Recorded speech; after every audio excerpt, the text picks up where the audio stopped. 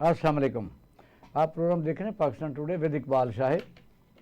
पाकिस्तान और इंडिया के दरमियान आपने के सामने है कि जंग हुई और फिर पाकिस्तान को अल्लाह ताला ने ऐसी फतेह दी कि जो पाकिस्तान के हर शहरी और हर अफवाज पाकिस्तान के जवान के चेहरों पर दमक रही है। और पूरी दुनिया को ये पता चल चुका है कि पाकिस्तान तरने वाला भी नहीं है और पाकिस्तान इंडिया से इस बैलेंस ऑफ पावर में बहुत आगे है। इंडिया ने जो पहलगाम का ड्रामा रचाया था, उससे पहले भी जब भी मोदी की हुकूमत आती है, छत्तीसगढ़ हो, बम्बई का वाक़या हो, इसके अलावा भी जब उन्होंने मुसलमानों पर जुल्म करना हो तो फिर इस किस्म के फेक किस्म के वो ड्रामे करते हैं, जिससे पूरी दुनिया में बिल्कुल एक्सपोज हो गया। पाकिस्तानी हुकूमत ने कई दफ़ा कहा कि हम गैर जानबदार तरीके से इसकी इंक्वायरी करने के लिए तामन पर तैयार है, लेकिन चूँकि मोदी जो है वो आरएसएस का एक बदमाश आदमी जो गुजरात में मुसलमानों का कातिल है, इस टाइम पर गालबन उसके ज़हन में ये था कि पाकिस्तान में इंस्टेबिलिटी पॉलिटिकल और बलूचिस्तान और मुआशी तौर पर कि शायद पाकिस्तान तनहा रह चुका है। इस मौके को गनीमत जानते हुए उन्होंने जो मिस एडवेंचर किया और मुंह की खानी पड़ी। फिर आपने देखा कि ज़ीरो के मुकाबले में हमने उनके 6 जहाज़ गिराए और फिर पूरी दुनिया में रुसवा हुआ उनका जो मीडिया था। उससे पहले पाकिस्तान पर किस किस्म की फतूहात के झंडे लहरा रहा था, उसमें भी उसने शर्मिंदगी हासिल हुई। आखिरकार सीज़ फायर हुआ जो 12 तारीख उसकी डेट मुकर्रर हुई। फिर पाकिस्तान के अफवाज पाकिस्तान और इंडिया के जो MO मिलिट्री ऑफिसर्स होते हैं उनकी मीटिंग हुई, 14 तारीख तक एक्सटेंड की गई। अब 18 तारीख की लास्ट डेट और कल पाकिस्तान इस फतेह के ऊपर यौम तशक्कर मना रहा है। अब देखें कि इंडिया में एक 100 की एक कैफियत है। इसका क्रेडिट हम कह सकते हैं कि डोनाल्ड ट्रंप को जाता है, जिन्होंने दोनों एटमी ताकतों को एक ऐसी टाइम पर जंग बंदी पर आमादा किया। उसके लिए मैं समझता हूँ बनी वो इंसान उनकी शुक्रगुजार रहेगी। ये कब तक रहता है? क्या ट्रंप इस जंग को मुस्तकिल रोक पाएंगे? ये एक बहुत बड़ा सवालिया निशान है, क्योंकि जब तक मसला कश्मीर और इंडस्ट्रिटी और दूसरे मसाइल हैं और इंडिया में जो मोदी की जमात आरएसएस है जो मुसलमानों के ख़िलाफ़ है, उस वक्त कब तक आखिरकार ट्रंप इस चीज़ को रोके रखेगा? इसके लिए मेन सोल्यूशन की ज़रूरत है। जब तक दोनों ममालिक आपस में इन मामलात को वाइजली हल नहीं कर लेते, तब तक दोनों मुल्कों में भूख, नंग और झगड़े और दहशतगर्दी होती रहेगी। और दहशतगर्दी पाकिस्तान में करवाने में कोई खुलेआम पूरी दुनिया को मालूम है कि इंडिया इसमें इन्वॉल्व है। और वो बलूचिस्तान में इंस्टेबिलिटी इंसर्जेंसी के तौर पर उनके कई लोग पकड़े भी गए हैं। कलवोशन के बाद एक और हमने उनका जो जासूस पकड़ा है रोज़ इलेक्शन। लेकिन अब हम आज जो मौजू डिस्कस करने जा रहे हैं वो इससे ज़रा अलग है कि जंग के बाद अब हमने करना क्या है। क्या जंग करते रहना है? जंग से अमन की तरफ सफ़र हम जारी करने के लिए ख्वाहिशमंद हैं। इंडिया को सबक मिल चुका है और पाकिस्तान अल्लाह ताला का शुक्रगुजार है। उसमें सबसे बड़ी ज़िम्मेदारी मीडिया की है। मीडिया, इंडियन मीडिया किसी चीज़ को भी इस हद तक ले जाता है कि जंग के अलावा कोई और ऑप्शन बचता नहीं है। इंडिया और पाकिस्तान में गुर्बत की वजह भी यही वजह है कि दोनों ममालिक अपने तमाम इकानमी को असले के ऊपर खर्च करते हैं और बिला मकसद जंगों के ऊपर उलझे हुए हैं। और हमारे मुल्क में जब तक मजबूत हम नहीं होंगे, गैर मुल्की इमदाद सपोर्ट किसी काम नहीं आ सकती। पाकिस्तान का सियासी निज़ाम मजबूत होना चाहिए, हक़ हुक्मरानी होना चाहिए, मुल्क में इंसाफ होना चाहिए, अदारे काम करें अपने अपने तौर पर, तभी मुल्क मजबूत होगा। और इंडिया के साथ उसी तरीके से बराबरी सतह पर काम हम कर सकें। हल क्या है? हमने पार्लियामानी जमहूरियत अडाप्ट करके देख लिया है, सदारती निज़ाम हमने अडाप्ट करके देख लिया है। हमें एक मुतनासिब नुमाइंदगी की तरफ भी जाना पड़ेगा। ये हैं हमारे आज के सवाल। हमारे तरफ से जनरल नईम लोधी साहब, उनका बड़ा शुक्रिया, हमारे साथ मौजूद हैं। कर्नल असद साहब मौजूद हैं और हमारे साथ मौजूद हैं सलमान बहादुर राणा साहब। ये साहब का प्रेसिडेंट बार हैं लाहौर बार एसोसिएशन के। Welcome to the show general साहब। अस्सलाम वालेकुम। जनरल साहब अस्सलाम वालेकुम। सर बहुत शुक्रिया आपके टाइम देने का। आपकी आवाज़ बिल्कुल ठीक ठाक आ रही है। आप देख रहे हैं सर कि हमारी वो जो सीज़ फायर है उसकी डेट एक्सटेंशन 18 तारीख है, और इंडिया भी शिकस्त के ज़ख़म चाट रहा है, और दूसरे ममालिक में जो उनकी जग हंसाई या बेइज्जती हुई है, और इंडियन के कुछ लोग स्कूल ऑफ थाट के इस तरफ लगे हुए हैं कि आपको इंतकाम। इन हालात में सदर ट्रंप की कोशिशें जो हैं वो कितनी देर तक बराबर हो सकती हैं, या क्या आइंदा दोनों ममालिक को करना चाहिए, ये ज़रा इसका आगाज़ कीजिए। मैंने कहा जैसे आप सर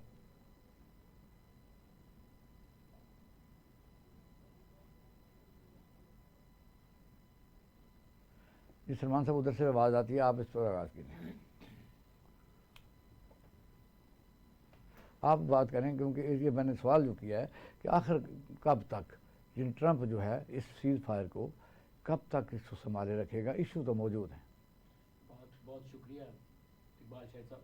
बात ये है कि देखें, एक शख्स जो जहनी मरीज़ है उसको आप जहनी मरीज़ के अलावा क्या कह सकते हैं कि एक अमन से दोनों मुल्क बजाय रहने के आए दिन उसको कोई भूत सवार हो जाता है और वो आता है पाकिस्तान के ऊपर जो है वो हमला कर देता है, और उसके बाद दोनों बार मुंह की खाता है, और फिर जो है उसको कोई उबाल उठता है पेट में कि जनाब ये मैं किसी तरीके से यहाँ का नेतन्याहू बन जाऊँ, या जो मैं इसराइल बन जाऊं और पाकिस्तान फलस्तीन बन जाए। इसराइल उनके ऐसा साथ नहीं है, हो सकता। इसराइल उनके साथ है। पाकिस्तान कोई तरले वाला नहीं है कि जो उठेगा इसको उठा के ऐसे जो है वो खा जाएगा, ऐसे नहीं हो सकता और ना कभी होगा अल्लाह के फजलो करम से। लेकिन ये कोई हल नहीं है कि दो। और दूसरी बात ये है कि ट्रंप साहब अगर आए भी हैं तो ट्रंप साहब का एक स्टेटमेंट ये भी था कि जी हमारा कोई ताल्लुक नहीं है। अमेरिका ने पहले ये भी कहा था कि हमारा इस जंग से कोई ताल्लुक नहीं है, लेकिन जैसे ही पाकिस्तान ने जवाब दिया, देखें कमजोर के साथ कोई नहीं खड़ा होता मां सिवाय मुजम्मत करने के। अगर पाकिस्तान के ऊपर हमले हो रहे थे तो मुजम्मत ही होनी थी, लेकिन अगर जब पाकिस्तान ने इसका जवाब दिया और रिस्पॉन्ड किया प्रॉपरली, जो कि करना चाहिए था, जिसने पूरी दुनिया पाकिस्तान की कौम के दिल खुश कर दिए और उनके जो ब्लड जो थे वो बॉयल हो रहे थे, उस वक्त उनकी जो अवाम को जो तस्कीन उन्होंने पहुंचाई है ये जवाब देकर, उसकी भी मिसाल नहीं। असल ये साख्ता भी तो पुराना था ना, 65 के बाद 71 जब उन्होंने बांग्लादेश बनाने में बड़ा गंदा किरदार अदा किया और मोदी ने वहाँ जाकर कहा कि हाँ ये हमने बनाया है, तो ये गालिबन पाकिस्तानी कौम को वो आप कहते हैं कि ये भी एक जेन में तो थी ना कि भाई वक्त करता है परवरिश बरसों, हादसा एकदम नहीं होता। देखिए उनके जहन में अब यही था कि और वो कहते रहे हैं ओपनली, उनके साबका जनरल वहां पे ये कहते रहे हैं, दोबारा मिला लो जनरल साहब को। हाँ जी, साबका फौजी अफसरान ये कहते रहे हैं कि जनाब हमने बांग्लादेश बनाया था, हम बलोचिस्तान भी बनाकर दिखाएंगे। भाई अब आप बताएं, आपने बना लिया बलोचिस्तान। बात यह कि पाकिस्तान ने अगर रिस्पॉन्ड ना किया होता तो कभी भी अमेरिका इंटरवीन ना करता। ये मैं आपको लिख कर देने को तैयार।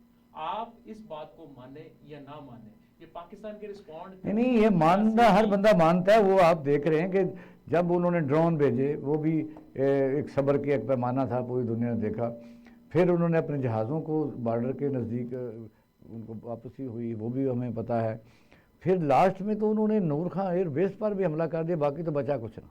जी हमारे पास तो और कोई चारा नहीं था, मरता क्या ना करता, हमें तो रिस्पॉन्ड करना था। अगर ना करते तो बदतरीन क्रिटिसिज्म होता। चलो मान लेते हैं कि बस ट्रंप ने उस वक्त ये बात किया या इंडिया ने बात की। आज हमारे डिप्टी प्राइम मिनिस्टर ने ये कहा है कि ये बात उनकी तरफ से आई थी, यानी हमने नहीं की थी जंगबंदी की, उनकी तरफ से आई थी। तो हमने कहा ठीक है, जाहिर अगर उनकी तरफ आती तो हम वेलकम करते हैं। इंटरनेशनली भी बहुत सारे कंट्रीज़ ने यही इस चीज़ को जो है इसको ऑथेंटिसिटी दी है इस बात को कि जनाब ये बात उन्हीं की तरफ से आई है कि जनाब अब जंगबंदी करवा दें, क्योंकि वो जिस चक्कर में थे वो तो पूरा नहीं हो सका। अगर काश उनको वो पूरा होता नजर आता जो उनकी नज़र में था तो शायद फिर जो है। राणा साहब, जन साहब आप आवाज़ आ रही है क्लियर कुछ?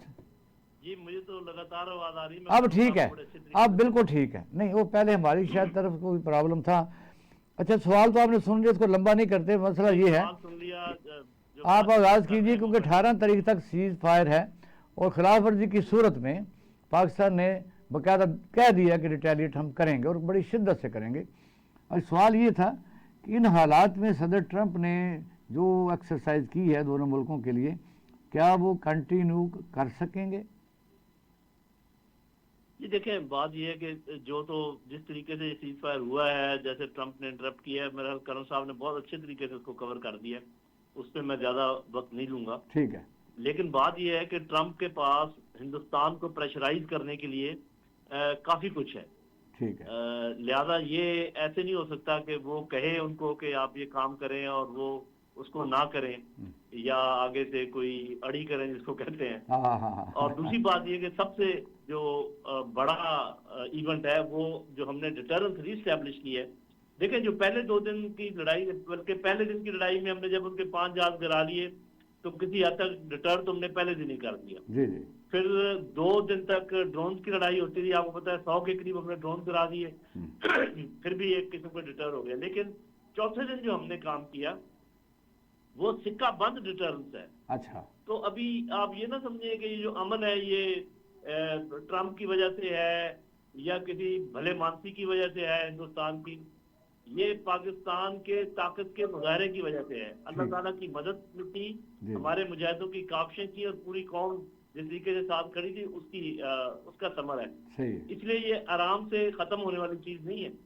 अगर किसी के जेहन में ये हो कि 18 को वो फिर कोई शरारत करेंगे तो ये तो मेरा अपना ख्याल ये है कि आप कह रहे थे ना जख्म चाट रहे हैं, इन जख्मों को मुंतमिल होने में कुछ टाइम लगेगा, ये चंद दिनों या हफ्तों में इससे सर ये बैलेंस ऑफ जो पावर का है, बैलेंस ऑफ पावर बहुत बुरे तरीके से इंडिया को डैमेज कर गया है।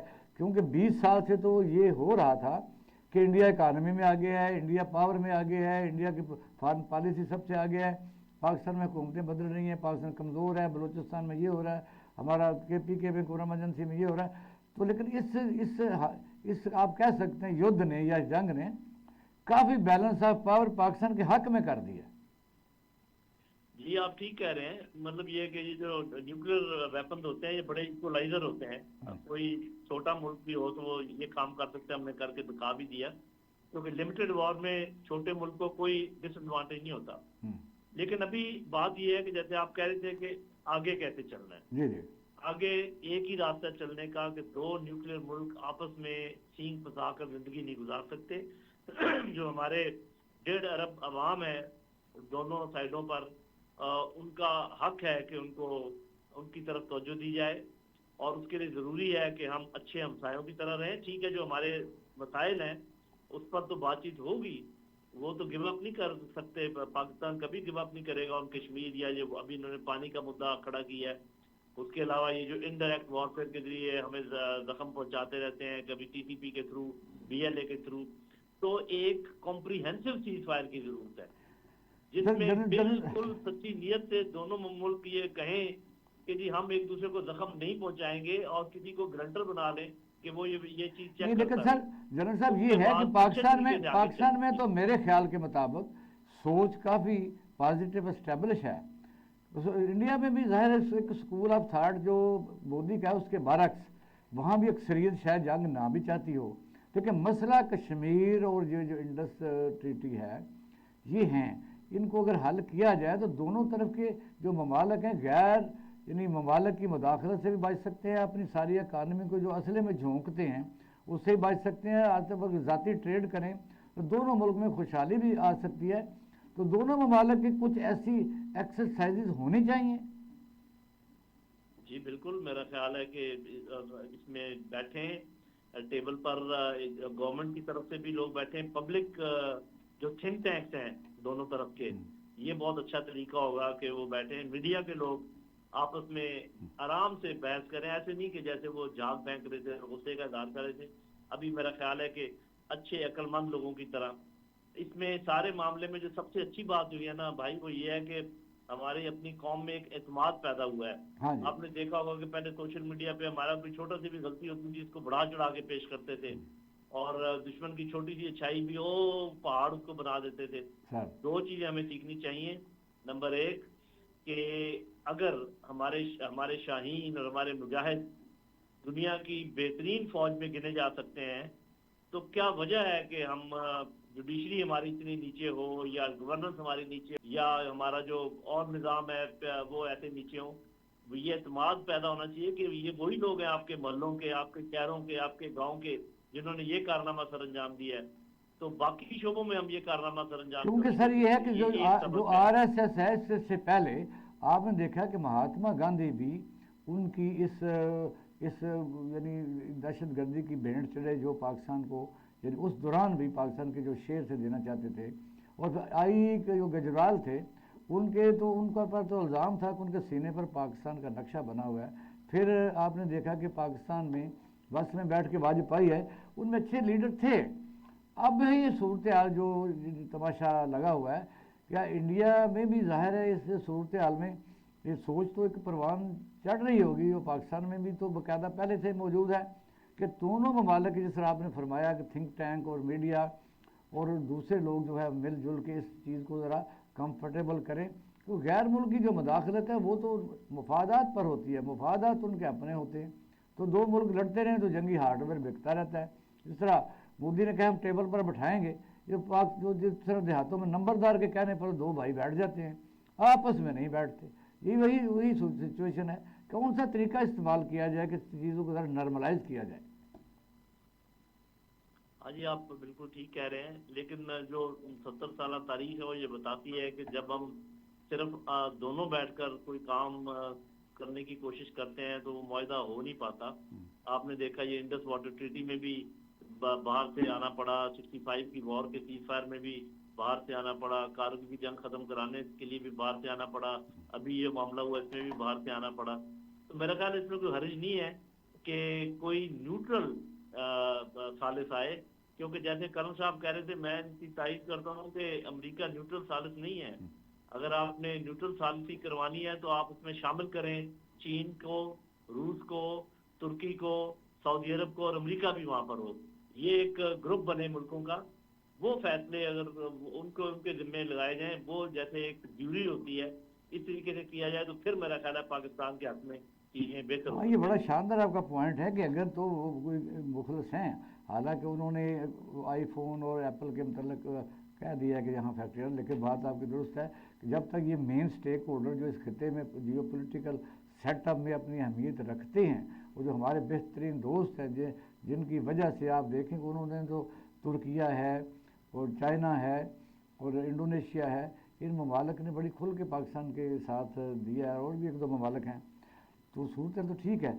अब आगे सर चलते हैं, आपके पास एक तरह हमारे साथ ही रहिएगा। जी राणा साहब बताइए, ये फिर सिचुएशन तो जनरल साहब ने बताई है कि हमें सालस की ज़रूरत हमेशा पड़ती ही रहती है। कश्मीर एक ऐसा मौजू है कि एक दफ़ा हमने सुना, वो तो जो बात करने वाले थे उनको पता हो कि 90% कई दफ़ा मसला हल होने को हो चुका था। फिर आपने देखा इंटरवेंशन होती है, मफादात होते हैं, कुछ चीज़ें ख़त्म नहीं होती। इसमें कौन सा लाए अमल तैयार कर रहे हैं? पहली बात तो यह है कि अगर मुल्क मजबूत होगा, मजबूत कैसे होगा कि पॉलिटिकल इंस्टेबिलिटी जो है उसको हल करना पड़ेगा। पाकिस्तान के इदारों बिलखसूस अदालतों को अपना रोल अदा करना पड़ेगा, क्योंकि अगर अंदर से हम मजबूत नहीं हैं, ये कौम तो जंग में इकट्ठी हो गई, लेकिन मुस्तकिल तौर पर तो रिजर्वेशन मौजूद हैं कि जंग के बाद उसी तरह अगर पॉलिटिकल विक्टिमाइजेशन होती है, उसी तरह मुखालफों के खिलाफ मुकदमे कायम होते हैं, उसी तरह बरकत साज होते हैं, उसी तरह इंसाफ नहीं होता, तो फिर कितनी मजबूती और कितनी देर पर रहेगी? बात ये है कि देखें, बात जब जंग की बात हुई तो ये तो हमारी कौम ने साबित किया कि हम जिस किस्म के भी हालात में हों, हम सब एक हैं। इस झंडे के तले हम सब एक हैं, हम अपनी मुसल्लह अफवाज के साथ खड़े हैं। ये तो बिल्कुल साबित हुआ और नज़र आया, और इंशाल्लाह आगे नज़र भी आएगा कि मुल्क के ऊपर कोई कॉम्प्रोमाइज़ नहीं। बाकी जो हमारे इंटरनल मामलात हैं वो इस नहज तक नहीं जाने चाहिए कि किसी को भी पॉलिटिकल विक्टिमाइज किया जाए या पॉलिटिकल विक्टिमाइजेशन हो। इस चीज़ से वाकई में बालशाहिद साहब बात ये है, बात तो इसलिए करनी ज़रूरी है, लोग बात नहीं कर रहे, बात आपको आहिस्ता आहिस्ता करनी पड़ेगी। अब इस वक्त वजह यह कि मजबूती का तल्लक क्या है? मजबूती का तल्लक है रियासत के, हर आदमी इस रियासत को अपनी रियासत समझे, इसको माँ जैसी समझे, उसके जो हकूक़ हैं, फ़राइज़ भी साथ हैं, हकूक़ भी, हकूक़ रियासत दे, एक शहरी को प्रोटेक्शन ऑफ लाइफ हो, सोशल सिक्योरिटी हो और जानो माल का तहफ़्फ़ुज़, दिस स्टेट तो भी मजबूत होती है। बात यह है कि इसमें आप ये देखें कि हमारे जो आपस में डिफरेंसेस हैं वो मेरा नहीं ख्याल कि वक्ती तौर पे अभी दब तो गए हैं, और अल्लाह करे कि वो दबे रहें, लेकिन अगर कल और इस वक्त हमारे जितने भी आपस में ये स्टेक होल्डर्स हैं मेन, इनके पास ये गोल्डन अपॉर्चुनिटी है कि इसको अवेल करें और इसको कंटिन्यू करें। इसी तरीके से आवाम को इकट्ठा रखें, किसी किस्म की ये इंप्रेशन ही डिस्पेल कर दें इस किस्म का कि जनाब ऐसी कोई चीज़ हमारे मुल्क में जो है वो एग्जिस्ट करती है। सबको साथ लेकर चलें और यकीन करें कि सबको साथ लेकर चलेंगे, इसी से स्टेबिलिटी आएगी। वरना ये मोदी जैसे ज़हनी मरीज़ या ये जो अपना ये जो साइकोपैथ लोग हैं, ये आए दिन इस चीज़ का फ़ायदा उठाने की कोशिश करते रहेंगे दोबारा भी। और मैं नहीं समझता कि पाकिस्तान की जो इस वक्त सूरत हाल है उसमें आप देखें कि पानी वाले मसले पे पाकिस्तान का फिर इशू बनेगा, और ये बनना है। अगर हमने अभी इसका कोई तोड़ ना किया या ना करवाया तो ये चीज़ हमें 5 साल 10 साल के बाद जाकर हमें बहुत तंग करेगी। हमें इसी पर अभी जो है वो action लेना चाहिए। जनरल साहब, ये तो दुरुस्त है कि ऐसे मौक़ों पर जिस तरह कहते हैं कि अगर मुसीबत आती है तो एक दूसरे के दुश्मन जो जानवर भी हैं वो एक दरख्त की टहनी पर बैठ जाते हैं, ये दुरुस्त है। लेकिन यह कि कब तक रियासत जो है, अब हमें तो जो हमारे फैसला करने वाले किरदार हैं और मुक़्तदरा हैं, वो इस जश्न के बाद आपस में बैठने के कोई इम्कानात हैं या क्या एडवाइस करेंगे बैठना चाहिए? देखें, ये जो अल्लाह ताला ने आपको फतह अता फरमाई है, इसके अंदर जो एक बरकत आई है वो इस वजह से भी आई है कि पूरी कौम एकदम यकजा होकर सीधा पलाई दीवार की तरह खड़ी हो गई थी, जैसे कि ऑपरेशन का नाम है बुनियादन मरसूस। तो इसको कायम रखना ज़रूरी है, क्योंकि ये जैसे भाई कह रहे हैं, रान साहब ठीक कह रहे हैं कि ख़तरा ऐसे टला तो नहीं है, आगे कोई ना कोई मुसीबत तो खड़ी करेंगे, और ऐन मुमकिन है कि हमें कोई और, क्योंकि अमन उसी सूरत में कायम होता है जब तक आप जंग के लिए तैयार होते हैं। और जंग की तैयारी के लिए एक बड़ी तैयारी ये भी है कि जो अंदरूनी मामलात हैं हमारे इस तरीके से हों कि पूरी कौम में एक यगानत पाई जाए, पूरी कौम ये समझे कि हमारे साथ इंसाफ हो रहा है। उसमें मुआशी इंसाफ भी है, उसमें सियासी इंसाफ भी है, उसमें माशरती इंसाफ भी है। तो ये एहसास तो होना बहुत ज़रूरी है, तभी सबकी दुआएं भी साथ होती हैं और सब लोग साथ चलते हैं। तो आपकी इस बात में बिल्कुल मुत्तफिक हूँ कि इस मौके से फ़ायदा उठाना चाहिए। सिर्फ आप देख रहे हैं कि टीवी चैनल जो हो हैं सके वो ज़ाहिर है फुटेज भी दिखाते हैं, ज़ाहिर है इसको हाइप भी क्रिएट करते हैं। फतेह जो है वो तो चेहरों पर लिखी है, जो दुनिया मान रही है। अब हमने सर ये भी तो ज़रूरी है कि इस तरह नॉर्मलाइज हालात करके मुल्क मजबूत तब होगा कि अब 20-25 लाख जो हमारे जो स्किल्ड लोग, इंजीनियर, डॉक्टर बाहर के मुल्कों में जाते हैं, इतना बड़ा पाकिस्तान है जहाँ से लोग रोज़गार कमाने आते थे, उनको वापस लाने के लिए यहाँ यानी मसावी मौक़े जो फराहम करने ज़रूरी है। स्टेट जो है वो रियासत माँ जैसी है, लेकिन माँ भी सक्की जैसी होती है कि माँ भी सबके साथ एक जैसा सलूक करती है। ये चीज़ें तो डिस्कशन में आ ही नहीं रही अभी तक, तो सारा हाइप ही क्रिएट हो रही, सारे चैनल अब देखें। हम इसको लेके इसलिए चल रहे कि ताकि इस वक्त इस जश्न से के बाद सारे लोगों को इसमें शामिल करें, और जहाँ जहाँ विक्टिमाइजेशन है प्यार मोहब्बत से, अगर जानवर इकट्ठे बैठ सकते हैं किसी मुसीबत में तो इंसान क्यों नहीं बैठ सकते? हाँ जी, ये तो बात आप बिल्कुल ठीक कर रहे हैं, इसमें तो कोई दूसरी राय है नहीं। और जो यगानत और इकट्ठे रखने की सबसे बड़ी चीज़ है ना, वो है इंसाफ।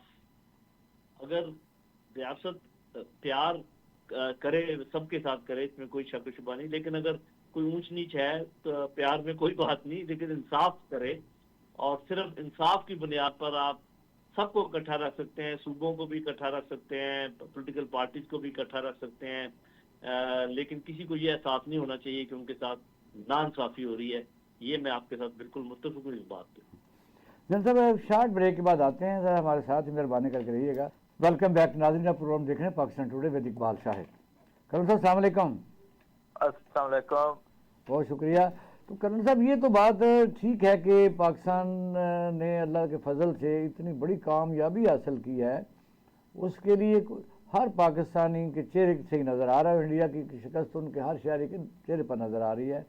उनका क्या नुकसान हुआ है, हमें यानी इंटरनेशनल तौर पर किस तरह रिकग्निशन मिली है, और फिर जो बैलेंस ऑफ पावर था उसमें हम बहुत आगे हैं, और जो हमारे इस्लामी ममालिक मॉडरेट हो चुके हैं, वो हमें छोड़ चुके थे, वो फिर समझते हैं कि हमारी प्रोटेक्शन जो है वो जो पाकिस्तान है वही शायद आखिर में करे।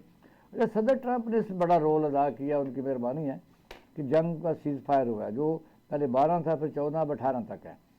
लेकिन सूरत हाल है कि आखिर कब तक ये हम सीज फायर वो रोक सकेंगे। हमारे जो कॉन्फ्लिक्ट है उसमें इंडस्ट्रीटी है, उसमें हमारे कश्मीर का मसला है, तो अगर ये हल नहीं होते तो। बिस्मिल्लाहिर्रहमानिर्रहीम। इकबाल शाह साहब, थैंक यू वेरी मच। बिल्कुल देखें ना, जो सिचुएशन है जी कि सीज फायर जो है वो 12, फिर ओके जी में भी 16 और अब 18 तक एक लिहाज से है। इसका मतलब ये है कि अगर कोई इन बिटवीन को बात नहीं होती तो इसका मतलब वो 19 को हालात ऐसे ही हो जाएंगे जैसे कि 10 तारीख को 10 मई की अगर हम बात करते हैं वैसे। और बिल्कुल आपने ठीक ये रेफरेंस दिया है कि क्या इंडस वाटर ट्रीटी जो है, जिसकी वर्ल्ड बैंक ने एक लिहाज से गारंटी दी है, गारंटर के तौर के ऊपर जमानत दी है उसकी, तो ये कैसे हो सकता है? आप बोलो कि हम फैसिलिटेटर हैं, वर्ल्ड बैंक कोई अदालत नहीं है, वो उन पर कोई बाइंडिंग पोजीशन नहीं है। वो तो हम कहते हैं ना, हम केस एक दफ़ा लड़के हमारे वो गद्दार जो जमात अली शाह वहाँ हार के भी आ गया था। मसला ये नहीं है, मसला पावर का है, power has the right. I agree with you, लेकिन देखे ना वो पावर वाली कहानी तो अब उस तरह नहीं रहेगी जो कोई आप समझते हैं कि मे बी 6-7 मई की अगर आप बात करते हैं, उससे पहले का जो एक तरह से हवा खड़ा था पूरी दुनिया के अंदर। देखे ना विद इन 4 डेज किस तरह की सिचुएशन आपने ओवरऑल इस रीजन के अंदर और फिर दुनिया के अंदर देखी है। तो आप सिंपली से कि हमने तो जो काम किया, जिसको कहते हैं ना, हमें तो मजबूर किया गया था कि हमने रिटेलिएट करना है। हमने तो कोई भारत पे हमला तो नहीं किया, it was basically attack from India. और वो भी उसने जो अटैक किया तो वो तो मिसाइल अटैक से और शहरी इलाकों के ऊपर। आप देखें ना, जिनेवा कन्वेंशन है, वो किसी सूरत के अंदर भी अगर 2 ममालिक के अंदर जंग भी होती है तो शहरी आबादियों को तो नुकसान नहीं पहुंचाते। जिनेवा कन्वेंशन तो पता नहीं किस ख्वाब में सोया हुआ, गजा के ऊपर लोगों के पर बमबारी नहीं हो रही, ये कौन सा? आई एग्री, बिल्कुल है। वो फिर अगली बात फिर वही आप वाली आ जाती है कि माइट इज राइट। जब ये बात हुई इंडिया के, माइट इज राइट नहीं, might is always right. Might is always right कि जी नरेंद्र मोदी के अंदर भी इसी तरह की चीज चली गई थी जी कि नहीं हम तो बड़ा माइटी हैं, हम तो इस इलाके की, इस रीजन की सुपर पावर है, हमारे आगे है कोई नहीं। और उसी जोन के अंदर वो चला जी कि since we are might is right, तो देखो अब हम करते क्या है। और फिर मैं समझता हूँ कि मोदी को पता चल गया कि ये पाकिस्तान क्या है, पाकिस्तानी क्या है, उसके मुसल्लह अफवाज इजलास से क्या है, इसमें तो कोई शक नहीं। और आज देखे ना, मैंने इसीलिए आपसे कहा कि वो 6 तारीख की सुबह की आप देखें तो इंडिया क्या था और 10 तारीख को सुबह इंडिया क्या हुआ, ये भी तो सारी दुनिया के सामने है ना। So you can make out कि जी मतलब ऐसा नहीं है कि आप ये कहें कि शेर के ऊपर सवा शेर किसी तरह हो जाता है, और ये याद रखें। नहीं, अब हम इससे थोड़ा आगे बढ़े, वो इसलिए कि आप देखा कि ट्रंप का दौरा जो मिडिल ईस्ट है, वहाँ तो कितने कितने बिलियन डॉलर की सरमायाकारी, जहाज दिए जा रहे हैं। वो मॉडरेट इस्लाम के जो बानी इस वक्त ममालिक हैं, पाकिस्तान के कानून में उन्हें नज़र नहीं आ रही थी, तो पाकिस्तान एक 2-2 बिलियन डॉलर दे के हमारे पीछे पड़े रहते हैं। अब मेरा बैलेंस ऑफ पावर में शायद हमारी कोई अहमियत बढ़ जाएगी। एक ना अभी कोई ऐसी एक बात मैंने पढ़ी कि जी जब यूक्रेन का प्रेसिडेंट गया नरेंद्र उससे मिलने के लिए ट्रंप से, तो वो बड़ी हॉट डिस्कशन हुई और even he was insulted by the Trump कि जी आपको तो ड्रेस पहनने का तमीज नहीं है, आपको उसके बजाय आपको पेटीकोट में आना चाहिए था मेरे से मिलने के लिए। वेयर है जब कतर के अमीर ने वहां पे अमेरिका में जब उससे मुलाकात की तो अपने रवायती लिबास के अंदर था, तो उसके अंदर तो किसी तरह का नहीं, रवायती लिबास भी सिर्फ नहीं था, नीचे चप्पल पहनी थी जो आम चप्पल होती है। अच्छा, मैं जो आपसे अर्ज करना चाह रहा हूँ, ये चाहे मुल्कों की बात हो चाहे किसी की इंडिविजुअली बात हो, वो जिसको कहते हैं ना कि या तो आपके पास पावर होनी चाहिए या आपके पास बेतहाशा पैसा होना चाहिए। अगर ये नहीं है तो फिर आप 1 बिलियन और रोल ओवर कर दिया, 3 बिलियन रोल ओवर कर दिया, और यहाँ की जो खजाना की मिनिस्ट्री है वो बगले बजाते देखे 14-15 बिलियन रुपए का तो उन्होंने जहाज दे दिया है। जी बिल्कुल, हाँ, $400 मिलियन का है, बिल्कुल आप सही बात कर रहे हैं, ऐसा ही है। और 14 मतलब 400 बिलियन ऑलमोस्ट कोई 1.5-200 अरब रुपए एक लिहाज से आता है, कोई छोटी रकम नहीं है। बट आई वुड से कि ये बात है कि वो भी तो अपने सर्वाइवल की जंग ऐसे लड़ रहे हैं। इसको अगर लार्जर पर्सपेक्टिव में जाके देखो तो ये एक मॉडर्न तरीका है कि आप इस तरह ममालिक से तावान वसूल करते हैं। तो अब किसका दिल करता है भी $1000 बिलियन इन्वेस्ट करो? नहीं तो अमेरिका ये के अंदर? 2020 में जब ट्रंप का पहला दौरा था, पहला टर्नओवर, तो शाह सलमान साहब को उन्होंने बड़े प्यार से कहा था कि आप हमारे भाई हैं, लेकिन 7 दिन तक यहाँ नहीं रुक सकते। फिर $450 बिलियन का उन्होंने वहाँ से कॉन्ट्रैक्ट किया था, आपको पता है। सर, ऐसा ही है, यही मैं आपसे कहना चाहता हूँ। अब अगर अब यही चीज की जाए कि Trump should go to Europe, तो क्या यूरोप का हर मुल्क उसको यानी खराज पेश करेगा, या आप ये कहेंगे कि एक मुल्क है यूके है वो उसको 50 बिलियन दे रहा है, 100 बिलियन दे रहा है, आप जर्मनी चला जाए तो 100 बिलियन मिल जाएगा? नहीं, ऐसा नहीं है। तो ये रिकवरी करने निकला हुआ है। मैं वही आपसे अर्ज कर रहा हूँ ना कि ये वही सिचुएशन है। और मैं समझता हूँ अगर इस मॉडर्न डे इराक के अंदर इससे पहले की भी बात, अच्छा करण साहब, इससे आगे ना चलें, क्योंकि मेरा ये आज का मौजूद ये था कि जंगे मसले का हल नहीं है। दोनों ममालिक की इकानमी जो है जंगों का हार्डवेयर खरीदते हुए खा गई है सारी इकानमी को। क्या दोनों ममालिक के ऐसे इश्यूज जो हैं उनमें जो एक हुकूमतों के अलावा भी स्टेक होल्डर अवाम हैं, अवाम बॉर्डर के ऊपर जब लड़ने वाले नौजवान दोनों तरफ से होते हैं, वो उनकी आपस में तो कोई मुखालफत नहीं होती। ये हुकूमतों की पॉलिसी होती है जिसके तहत वो एक दूसरे के ऊपर गोलियां बरसाते हैं। क्या पूरी दुनिया अपने बॉर्डर के ऊपर कंफर्टेबल है? इंडिया पाकिस्तान किसी ऐसे नतीजे पर पहुंचने के लिए क्या दोनों मुल्क के अवाम को या थिंक टैंक्स को या ऐसे यानी जो रिकगनाइज हैं या मुंतखब हैं, जिस तरह बार काउंसिलें हैं, इसमें उनका कोई रोल अब आगे आता आप देख रहे हैं या करना चाहिए? बिल्कुल नहीं, इस तरह का कोई रोल मैं नहीं आते हुए देख रहे। याद रखिएगा, अगर पाकिस्तान और इंडिया की बात करते हैं तो यहाँ के जो अवाम है ना, उनका सिर्फ एक ही काम है कि किसी को वोट दे देना और उसके बाद अपनी तकदीर को उनके हवाले कर देना। It is not only it is happening in Pakistan, India में शायद इससे भी ज्यादा इखलास से खराब हो रहा है। आप वहाँ देखे ना, मतलब इंतहा पसंदी की बात करें, जुनूनियत की बात करें, मजहबियत की बात करें, वही तो सारी की सारी है। हिंदुत्व का जो कल्चर है, जिस तरीके से आपको आरएसएस आगे प्रचार करती नजर आती है, और मोदी जबरदस्त जो कि एक्चुअली वो उठा ही आरएसएस से है। इसका मतलब वोट लेने के लिए पाकिस्तान में इंडिया की मुखालफत और इंडिया में पाकिस्तान की मुखालफत है। अच्छा नहीं, ये भी एक किस्म बताऊं, पाकिस्तान के अंदर बड़ी मेच्योरिटी देखते हैं कि हम तो अल्लाह के फजल से एक दूसरे को चोर चोर कहने से, डाकू कहने से बाज नहीं आते, और हमारे पास टाइम ही नहीं होता कि हम इंडिया पे फोकस करें। और इंडिया को तो हम बड़े मेच्योर लोग हैं, हमारे जो सियासी लोग हैं वो तो they don't bother about India, वो एक गिरबार रहते हैं। मैं सलमान साहब का भी पॉइंट ऑफ व्यू ले लूँ, हमारे साथ रहना। जी जी जी सलमान साहब, आप देख रहे हैं कि कोई मेरा जोर इसी तरफ है। क्या आप ये जो पाकिस्तान का इलेक्टोरल सिस्टम है, क्योंकि हमने सदारती निज़ाम भी देखा, उसमें भी हम कामयाब नहीं हुए, इनहेरिट किया हमने जमहूरियत को, उसको हमने सिविल डिक्टेटरशिप पर मुंतकिल कर लिया है। पार्टी का सरबराह जो है उसके पास पावर है, बेत हाशा पावर है, वो टिकट भी वही देता है, बाद में फिर वो फ्लोर क्रॉसिंग की वजह से उनको तलवार लटकती रहती है। क्या सिस्टम इसको भी बदलना चाहिए कि हक़ हुक्मरानी अवाम को, ताकि स्टेट मजबूत हो? क्या आपके जहन में आ सकता है? देखिए, पार्लियामेंट्री फॉर्म ऑफ गवर्नमेंट बड़ा ज़बरदस्त फॉर्म ऑफ गवर्नमेंट है अगर इन ट्रू पर्सपेक्टिव उसको जो है इम्प्लीमेंट किया जाए। प्रॉब्लम ये आती है कि हमारे यहाँ यूनिफॉर्म वाली गवर्नमेंट आई है और विदाउट यूनिफॉर्म गवर्नमेंट आई है। डेमोक्रेसी तो कभी आई नहीं, डेमोक्रेसी के तो हमने डी को भी टच नहीं किया। बात यह है कि एक अगर वे यूनिफॉर्म के बगैर अगर हुकूमत आई है तो उसने पहले वाली हुकूमत में जो था उसको पकड़ के अंदर दे दिया। यही काम वो जब वो अंदर वाला दोबारा गवर्नमेंट में आया, उसने अगले को जो है वो गवर्नमेंट में था उसको अंदर दे दिया। यूनिफॉर्म के बगैर या यूनिफॉर्म वाली गवर्नमेंट, ये इसमें आप ये नहीं है। डेमोक्रेसी बेसिकली एक रवैये का नाम है, एक एटीट्यूड का नाम है जो नजर आता है।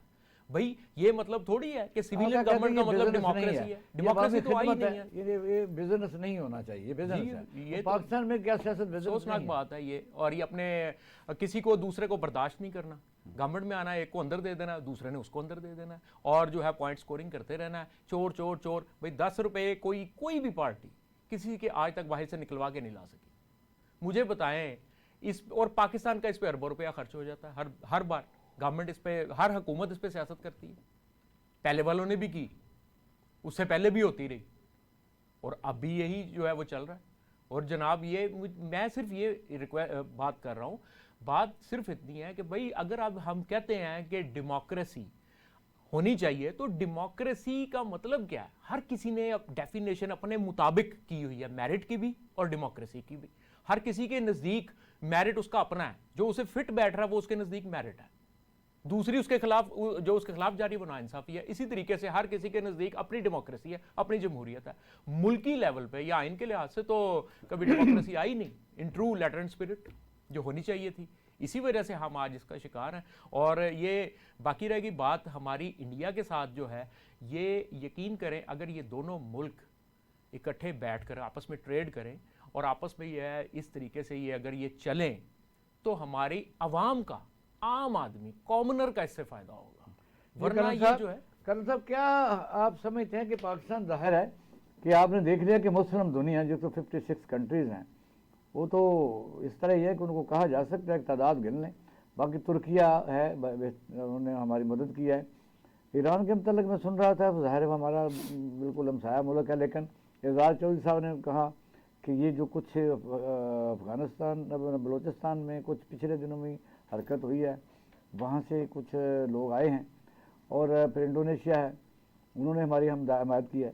पाकिस्तान जब तक अंदरूनी तौर पर खुद मजबूत नहीं होगा, आपने देखा भी, आपने खुद फरमाया था कि कितने ट्रिलियन बिलियन डॉलर वो दे रहे हैं, तो हमें तो कोई नहीं देते, 1 बिलियन देते हैं या 2 बिलियन, वो भी खैरात के तौर पर, चलो अगले साल कहते रोल ओवर कर लो। मैं इस वक्त सिस्टम को बदलना कितना को जरूरी है, जब पाकिस्तान का क्या मजबूत करने के लिए अदालतों का या ये सिस्टम का बदलना जरूरी है, या वैसे ही चलता रहे? फिर मैं एक आपसे अर्ज करूं, आई विश के पाकिस्तान के अंदर कायदे आज़म जैसे स्टैचर के लोग जो है ना, वो होते और वो पाकिस्तान को रूल करते, तो things would have been totally different. Unfortunately उनके बाद, या टू सम एक्सटेंट अगर लियाकत अली खान को भी डिस्कस करें या ना करें, इसके बाद जितने भी लोग आए हैं इस मुल्क को, जिन्होंने रूल किया और जो अब भी रूल कर रहे हैं, ये सारे के सारे वो हैं जो कि सेल्फ सेंटर्ड लोग हैं।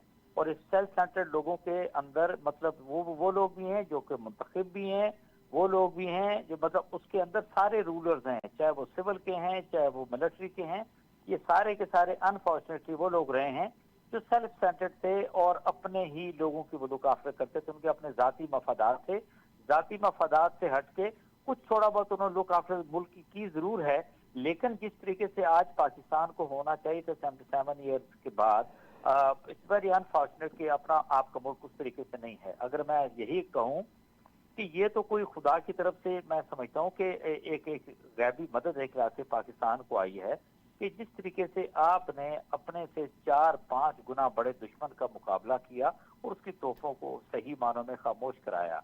अदरवाइज अगर आप उस एंगल से देखें कि मुसल्लह अफवाज को एक आप साइड पे कर दें, आप मुझे बताएं इस पूरे मुल्क के अंदर कौन सा सिस्टम काम कर रहा है? मैं बादशाह साहब, let me ask you one question, आपके घर से एक नहीं 2 दफा गाड़ी चोरी हो गई है, क्या ये पाकिस्तान का नहीं? मेरे घर से गाड़ी चोरी सिर्फ नहीं हुई, मेरे घर 2 मुसल्ला डकैतियां हुई बकायदा मास्क पहन के, 3 चोरियां हुई और 1 गाड़ी चोरी हुई। और हराम है किसी ने पूछा भी हो?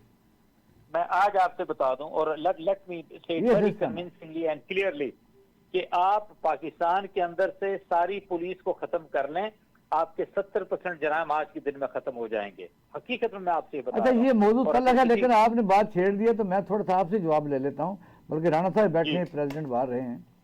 मैं एक दिन सोच रहा था, हालांकि इस बात के हक में तो नहीं हूँ, लेकिन वैसे ही मैं सोच रहा था कि एक मजलूम आदमी के लिए ये इदारे बने हैं या जालिम के लिए बने हैं?